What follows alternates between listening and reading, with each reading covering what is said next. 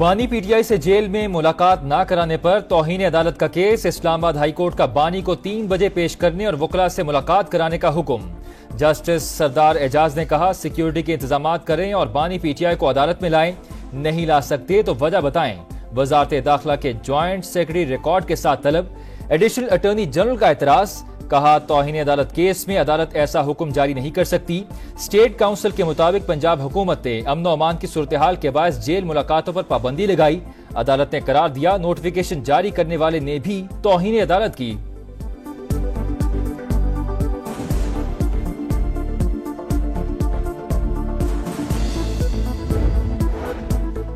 توشہ خانہ 2 کیس میں بشرا be be کی رہائی کا امکان، ضمانتی مچل کے اسپیشل جج سینٹرل شاہ رخ ارجمن کی عدالت میں جمع، روپکار کچھ دیر میں جاری کی جائے گی۔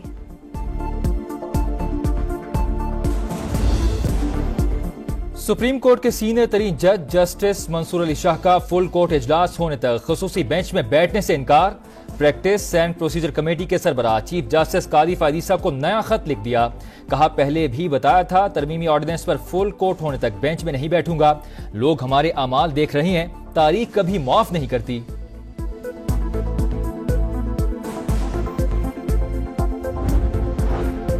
سپریم کورٹ نے زمین کی منتقلی سے متعلق مقدمہ آئینی بینچ کو منتقل کر دیا۔ نامزد چیف جسٹس یحییٰ آفریدی نے کہا رجسٹرار آفس کو آئینی بینچ سے متعلق پالیسی دے دی، جن مقدمات میں کوئی قانون چیلنج ہوا ان کی الگ کیٹیگری بنانے کا کہا، جن مقدمات میں آئین کی تشریح کی ضرورت ہوئی وہ ساتھ ساتھ منتقل کرتے رہیں گے۔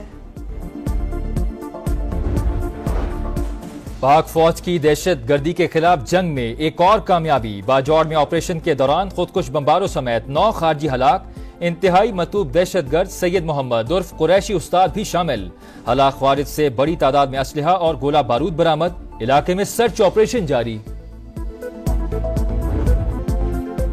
Army chief general Asim Munir کا پاک فضائیہ کے آپریشنل ایئر بیس کا دورہ، کثیر الملکی مشق انڈس شیلڈ 2024 کا مشاہدہ، سپہ سالار کا ایئر فورس کی جنگی تیاریوں پر اظہار اطمینان، انڈس شیلڈ مشقوں میں 24 ملکوں کے ایئر فورسز جدید ترین آلات کے ساتھ شریک، مشق کا نعرہ ہے جب ایک ساتھ ہوں تو مضبوط ہیں، پاک فضائیہ کے لڑاکا طیاروں نے مہارت کی دھاک بٹھا دی۔ راولپنڈی ٹیسٹ کے پہلے سیشن میں سپنرز کا جادو چل گیا، ساجد خان اور نعمان علی نے ٹاپ آرڈر کو سپن جال میں جکڑ لیا، زیک رالی 29، جو روٹ 5، اولی پاپ 3، بین ڈیکٹ 52 اور ہیری بروک 5 رنز بنا کر آؤٹ، ساجد خان کے 3 اور نعمان علی کے 2 شکار۔ نیا دن نیا ریکارڈ، پاکستان سٹاک ایکسچینج نے تاریخ رقم کر دی، پہلی بار 88,000 پوائنٹس کا سنگ میل عبور، مسلسل چوتھے روز تیزی کا رجحان، 100 انڈیکس میں 800 سے زائد پوائنٹس کا اضافہ۔ معاشی میدان سے خوشخبری، اسلامک ٹریڈ فائنانس کارپوریشن اگلے 3 سال میں پاکستان کو $3 ارب قرض دے گا، وزیر خزانہ کی واشنگٹن میں امریکی حکام، انٹرنیشنل کمرشل بینکس اور ریٹنگ ایجنسیز کے نمائندوں سمیت مختلف وفود سے ملاقاتیں، تنخواہ دار طبقے پر ٹیکسوں کے زیادہ بوجھ کا اعتراف، زراعت، ریئل اسٹیٹ اور ریٹیل سیکٹر سے ٹیکس وصولی کا اندیا، غیر ملکی خبر ایجنسی کو انٹرویو میں بتایا پی آئی اے کی نجکاری نومبر میں ہوگی۔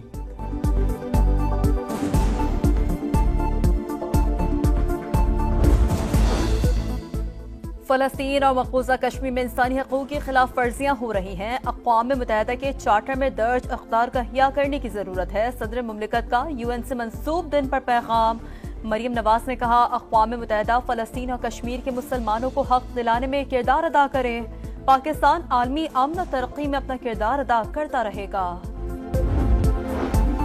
ترکی میں دہشت گردوں کا بڑا حملہ ناکام، انقرہ میں ایویشن انڈسٹریز کے ہیڈ کوارٹرز کے مرکزی دروازے پر دھماکہ، 5 افراد جاں بحق، فائرنگ کے تبادلے میں خاتون سمیت 2 حملہ ور ہلاک، تعلق کرد کالعدم تنظیم سے تھا، ترک طیاروں کی عراق اور شام میں عسکریت پسندوں کے ٹھکانوں پر بمباری، صدر اردوان نے کہا دشمنوں کو کامیاب نہیں ہونے دیں گے، صدر زرداری اور وزیر اعظم شہباز شریف کی حملے کی مذمت، کہا دکھ کی گھڑی میں ترک عوام کے ساتھ ہیں، UN سیکرٹری جنرل، یورپی یونین، روس اور امریکہ کی بھی مذمت۔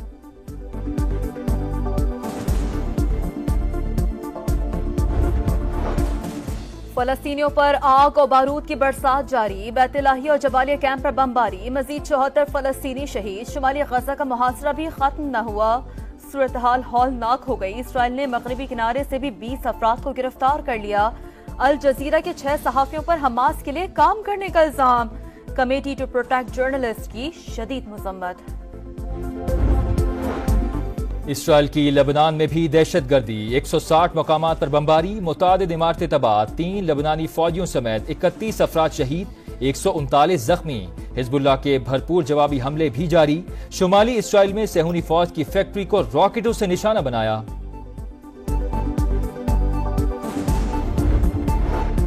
بیروت اسپتال کے نیچے حزب اللہ کے کیش بنکر کے ثبوت نہیں دیکھے، امریکی وزیر دفاع لائیڈ آسٹن کہتے ہیں مزید تحقیق کے لیے اسرائیل کے ساتھ مل کر کام کریں گے۔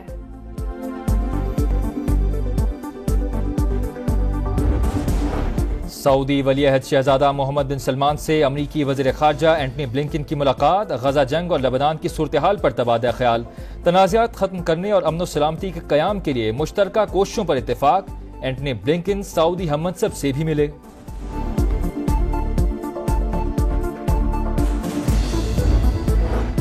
سابق وزیر اعلی پنجاب پرویز الہی کے اہل خانہ کی عبوری ضمانتیں منسوخ کرانے کی درخواستیں خارج، لاہور ہائی کورٹ نے ایف آئی اے کی درخواستوں پر فیصلہ سنا دیا۔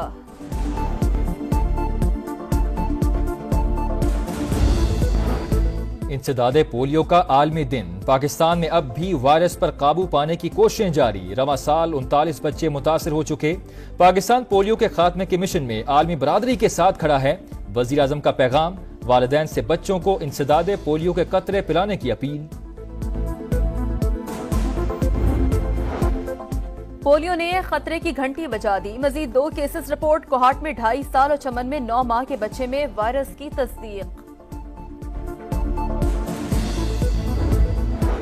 پاکستانی امریکی سفیر ڈونلڈ بلوم کا کراچی کے قطر اسپتال کو 5 موبائل ٹی بی وینز اور 3 ایکس رے مشینز کا عطیہ، سندھ کے دور دراز علاقوں میں عوام کو علاج کی سہولت ملے گی۔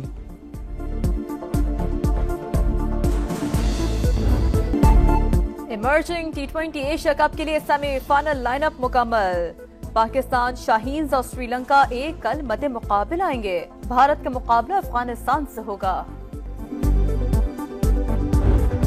یویفا چیمپئنز لیگ میں ریال میڈرڈ کا چوکا، بایرن میونخ کو 1 کے مقابلے 4 گول سے ہرا دیا، رافینہا نے ہیٹ-ٹرک سکور کی، مانچسٹر سٹی نے اسپارٹا پراگ کو 5-0 سے شکست دی،